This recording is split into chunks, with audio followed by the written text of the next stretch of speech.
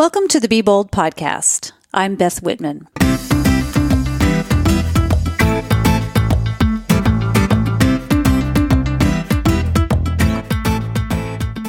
Hey, thanks for joining me today for another episode of the Be Bold podcast. And this week, greetings from Santa Fe. It is sunny here, and it's just a wee bit hot, you could say. I think it's probably close to 90 or so. I haven't checked. I think I'm kind of afraid to check. Anyway, I'm here for our annual culinary tour, but I was also able to add a couple of extra days onto the trip, and I've scheduled some conversations with some pretty amazing women, and they're going to be coming up in the coming weeks and month or so on the podcast. I'm not going to tell you who. You're just going to have to wait it out, subscribe, and I will tell you this. I know that you're going to enjoy what's to come. Next week, I'm headed off to New York City and then New Jersey. But in New York, I'm going to be recording with a few women there as well. So let's just say stay tuned. It's going to be pretty great. This week, I am back with another episode of Ask Me Anything. And as you may recall in my last episode, I began taking questions from listeners. But I wasn't able to answer everyone within a reasonable amount of time and like under a few hours. So what I've done is I've broken it down and I answered some last episode. I'm going to answer some today. And I know that I still have more to come, but I'm just going to tackle a couple today. So I'm going to start with Melinda. And she asked, what was the tipping point when I realized that this idea I had was something that should be a business? And as an example, she uses my tours. And she goes on to ask if I have any advice on how to hone in on all the ideas that are blossoming that a person might have and the urge to do something with those ideas and just really turn it into a solid and cohesive plan. And then she asks, what did I find helpful when going through that process myself? Okay, so there's a lot there, and I'll try to parse it all out for you. So I'm going to first go back about 12 years, and I'm going to talk about how this all evolved for me. So in short, it started with a job where I was making a lot of money, but a job that I did not like, and I think that's using it like pretty mildly. I kind of loathed that job. But let me back up on how I got to that job. So for many, many years, I had been working to pay for travel. And I know some of you know what that's like. In other words, I'd work maybe a couple of jobs, I'd save my money, and then I would travel. And then I'd come back to the same job or a different job. I'd do it all over. I'd save my money and then I would go travel again. And it doesn't take a lot of money for traveling like to Southeast Asia, which is where I was traveling to the most. So I could save a few $1,000s and I could go live for a couple of months. And as a really good example, I worked for about 10 years for the Pacific Northwest Ballet, and I would work selling subscriptions and also doing fundraising. And what we did was we would work in campaigns, and those campaigns lasted a few months at a time. So I could work, and then I would have a break from that campaign, and that's when I would travel. And then I would come back and work another campaign, and it was really just so ideal for my lifestyle. So all during this time, for probably, close to 20 years, I told myself that you couldn't make money in travel because I had seen a lot of my friends try it and fail. I knew that as a travel writer, you weren't getting paid a whole lot unless you were working for really top-end magazines. And now, all of that has disappeared. And I've saw people with tour companies that they tried and they failed. So that was just off of my radar because I had been telling myself you couldn't make money in travel. So in 2000, living in Seattle, I decided that I should get a quote-unquote real job. And there was all this technology going on, and I just figured, hey, I got to be a part of that. So I stumbled into a job at a startup that was it's specializing in online photos, getting photos online and searchable. Now, this company was way ahead of their time, way before Google Images, and really it was a time when people were still using dial-up, so there was no way that photos were going to be searchable or downloadable or anything. It was just taking too long. But as a result of, working at that company and kind of being ahead of the time, we ran out of funding. And my department was the travel department. Surprise on that. And what we did was we spun off and we created our own company. It was in travel and photography. But on September 12th, 2001, when the bottom fell out of anyone doing anything in travel, we went under. So shut the doors right after that. After that startup job, I got a job for a software company that was specializing in foreign language learning.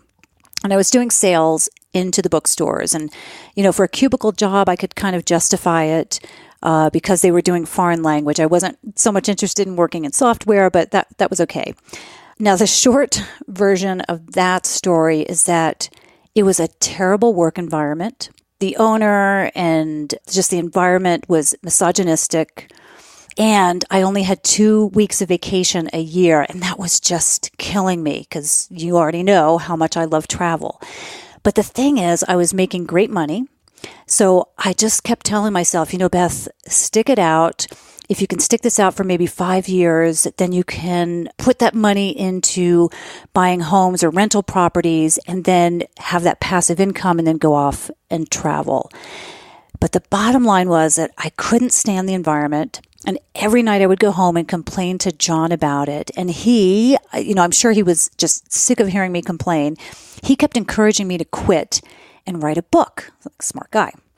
So finally, one day I had it at work. And oh man, I was told that I had been mistakenly overpaid the previous month. I was based on commission. And I was told that I was overpaid. And so for that particular month, I wasn't going to get a paycheck. So can you imagine going into work one day and they tell you, oh, sorry, this month you're not getting a paycheck. Even if that was the case, even if that was true and I had been overpaid the previous month, the ineptitude of that having happened was beyond anything that I could continue to put up with. It was just crazy. So despite being one of the highest paid salespeople, I quit. I'm pretty sure it was right on the spot. I typed up a letter and I stayed for another 2 weeks or whatever, but I quit, and that was a good decision. So what I did in that process was I changed my thinking.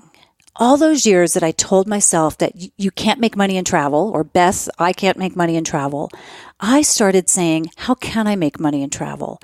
And from that, I began thinking about how I could create a business, because I've learned it so many times since that if you can just change the language around something, you can start looking at it from different angles and really potentially become successful at something, create something successful.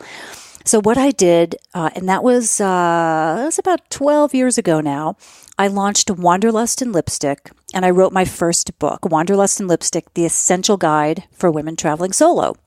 So I wanted to encourage women to travel on their own because I had done it for so many years. So I thought, okay, well, here's a practical guide to that.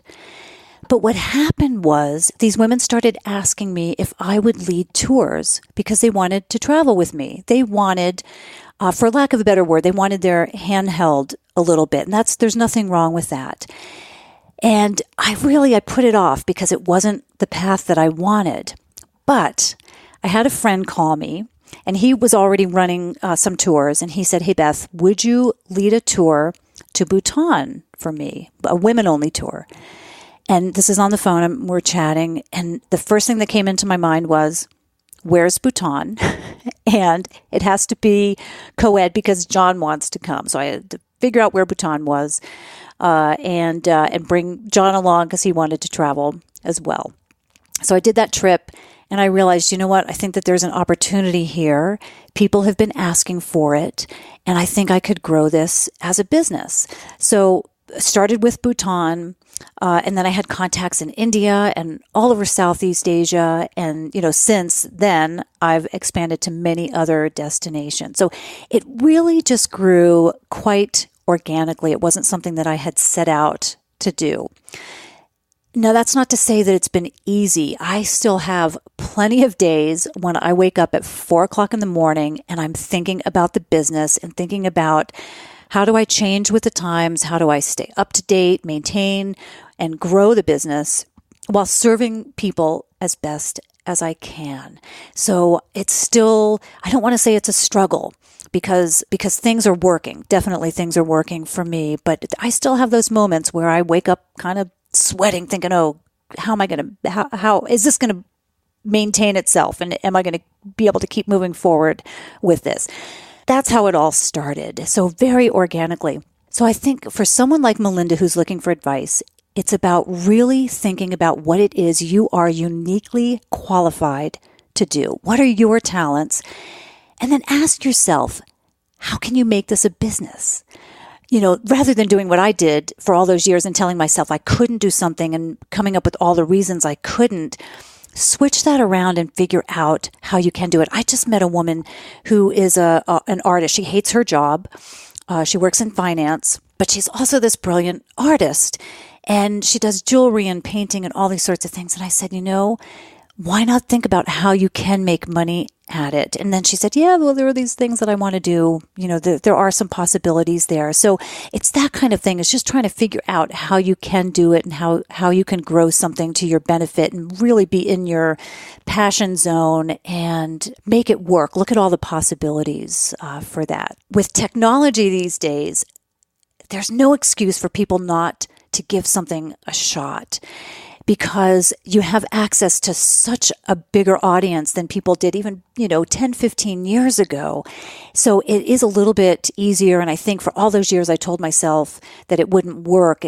When the technology opened up and it was easier to create a website and less expensive to create a website and get on social media and grow an audience, that's when things really blossomed. And I think that there's things out there that other people can do that, can really work.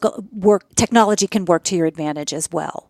So really, I think it's less about me finally figuring out how this would be a viable business, but being so desperate as to finally being open to looking at many different angles and figuring out how to make it viable. So it was just being desperate enough to kind of figure it out. If you're someone who has a lot of ideas and aren't sure which ones that will work, as Melinda has indicated, I would say start small. Test the market, see what resonates not only with you, but with your customers and your audience. And you really got to pay attention to this. Don't be afraid to abandon something that isn't working and to change direction, because I think that's what it's all about. I think, what's the saying? Fail fast. Because if you fail fast and you recognize that something isn't working, you can change directions and, not lose money and time trying to figure something out. Really always listen to your gut. And I know women are pretty good at doing this. And I mean, really listen to your gut and determine what resonates with you. Because if you can get excited about something, others will be excited too, and they're going to join you for the ride. And I think about that so often with my tours is I can't lead a tour to a destination that I'm not thrilled about. And I figure if I'm going to be excited about a destination, then other people will be excited as well. And if they're not, then at least I'm going to have fun along the way doing it. So for me, the way I figure this stuff out is I journal. And I take quiet time to really search for what makes the most sense for me. And, sometimes even if I sit down just to write things out, they may not make sense on paper, whether I'm making lists or pros and cons or whatever it is. It may not make sense right at that moment, but then later something will just hit me.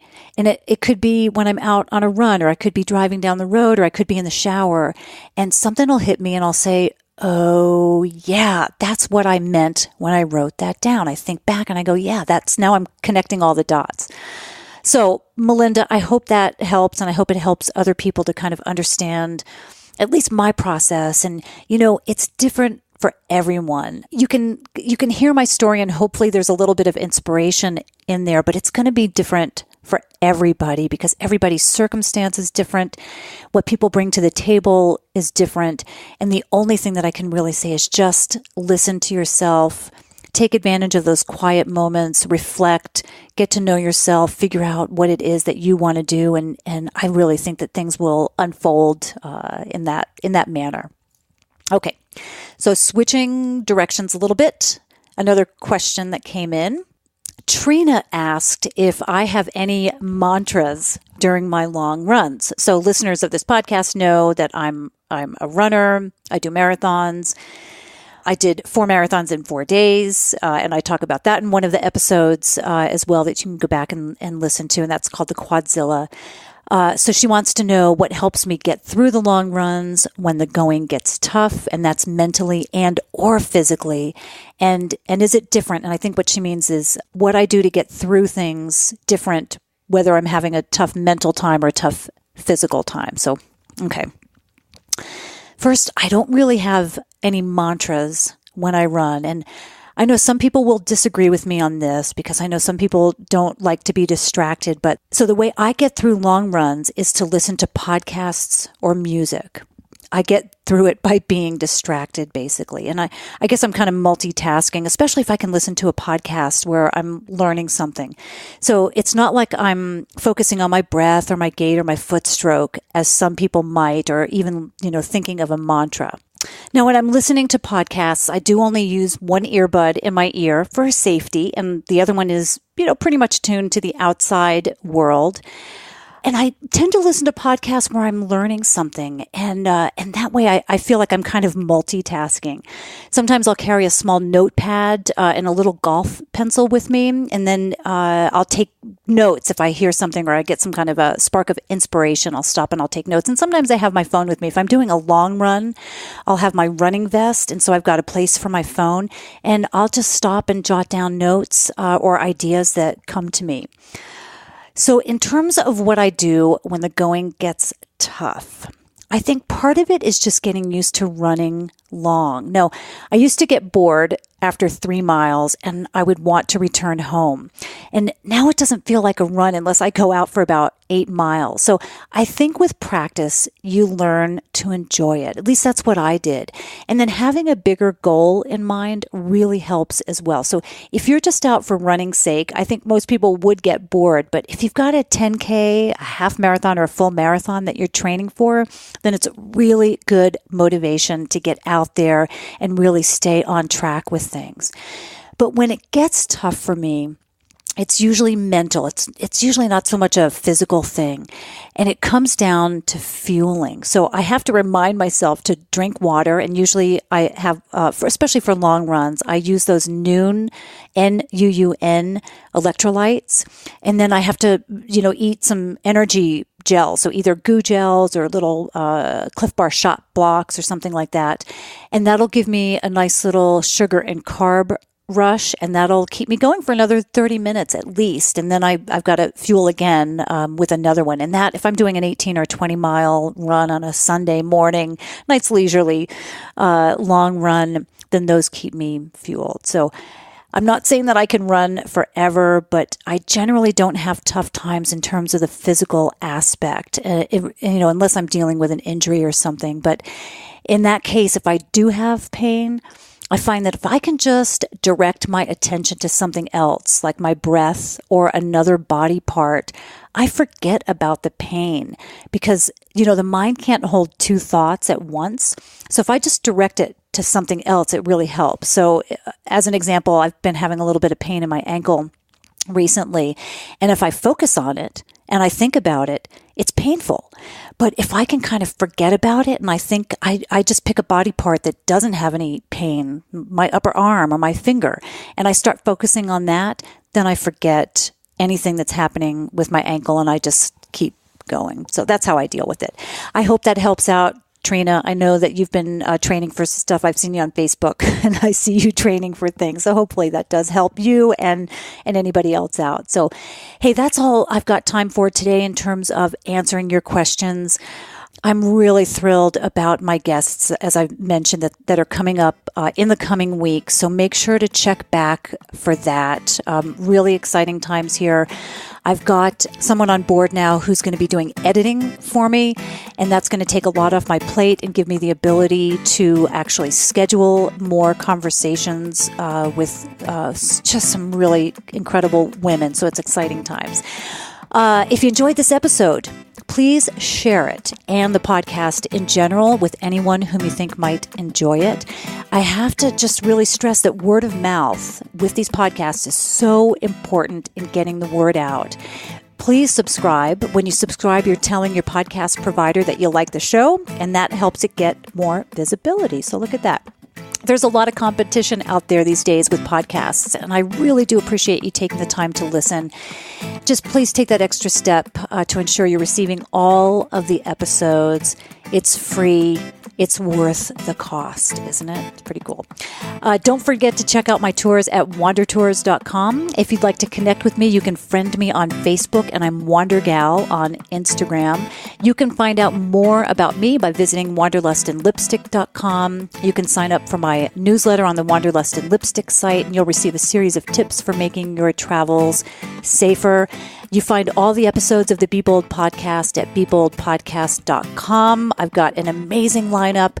I am approaching 50 episodes, coming up just about a year of podcasting, a little over a year of podcasting now, so it's pretty exciting. Let's see what else. Ladies, you can join us on our Be Bold Facebook group. We've got about 2,600 members in that group. It's a community of amazing women who are sharing their wins, sometimes their struggles. They get a lot of encouragement from the others, and it's just some great information. If you're traveling somewhere and you're a little bit hesitant, you can get some great tips from other women who've been there as well. So thanks for joining me for another episode of the Be Bold podcast. Until next time, be bold.